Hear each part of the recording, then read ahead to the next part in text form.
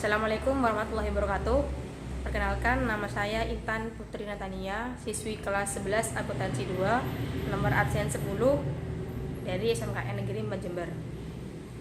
Di sini saya akan mempresentasikan tentang sistem pembukuan. Yang pertama, pengertian. Sistem pembukuan yaitu suatu proses pencatatan yang dilakukan secara teratur untuk mengumpulkan data dan informasi keuangan yang meliputi harta, kewajiban, modal, penghasilan, dan biaya, serta jumlah harga perolehan dan penyerahan barang atau jasa.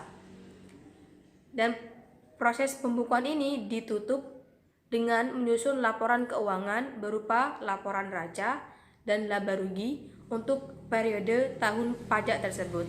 Nah, pengertian ini menurut Undang-Undang Nomor 28 Tahun 2007 Pasal 28. Pengertian yang kedua yaitu menurut Otoritas Jasa Keuangan, pembukuan adalah pencatatan yang dilakukan oleh suatu perusahaan yang berisi setiap transaksi baik pengeluaran maupun pendapatan. Intinya, setiap proses yang melibatkan pencatatan transaksi keuangan adalah proses pembukuan. Yang kedua, metode pembukuan. Dalam pembukuan terdapat beberapa metode umum yang sering digunakan, yaitu sistem pembukuan tunggal dan ganda. Yang pertama, sistem pembukuan tunggal. Sistem pembukuan tunggal yaitu merupakan metode pencatatan yang hanya dilakukan satu kali. Yang dicatat dalam metode ini yaitu hanya akun daftar transaksi yang mempengaruhi akun kas. Dengan kata lain, setiap penerimaan kas dicatat sebagai kas masuk, sedangkan pembayaran atau pengeluaran dicatat sebagai kas keluar. Dan metode ini tidak bergantung pada seimbangnya jumlah kredit dan debit. Dan metode ini digunakan untuk bisnis kecil di mana neraca tidak diperlukan untuk kontrol keuangan dan pajak. Metode yang kedua yaitu sistem pembukuan ganda atau double entry. Nah, metode ini dilakukan dua kali, yakni pada sisi debit dan kredit.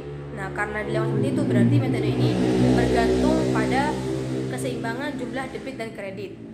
Dan metode ini diperlukan untuk semua bisnis yang harus menghasilkan laba rugi, dan neraca. Berikut contoh dari single entry. Transaksi nomor 1 diterima SKP, berarti itu pemasukan kas, dicatat pada kolom penerimaan. Transaksi nomor 2 yaitu dibayar kwitansi, dapat kita artikan sebagai pengeluaran kas, itu dicatat sebagai pengeluaran. Selanjutnya contoh double entry atau metode ganda, pembukuan ganda. Nah, transaksi pertama di situ kas terbukti debit masuk dalam akun debit, itu berarti contoh dari penerimaan kas. Karena kas bertambah debit berarti kasnya itu termasuk ke dalam jenis transaksi tambahnya kas. Yang kedua yaitu belanja dinas. Belanja dinas di sini kas itu kredit. Berarti kas ini transaksi ini termasuk dalam pengeluaran kas.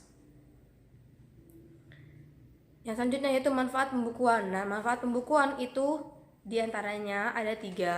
Salah satunya ada 3. Yang pertama, dapat mengetahui besarnya keuntungan dan kerugian perusahaan. Nah, dengan kita melakukan pembukuan, kita itu bisa mengetahui setiap transaksi yang ada pada setiap harinya, serta mengetahui arus distribusi uang dan barang dalam perusahaan.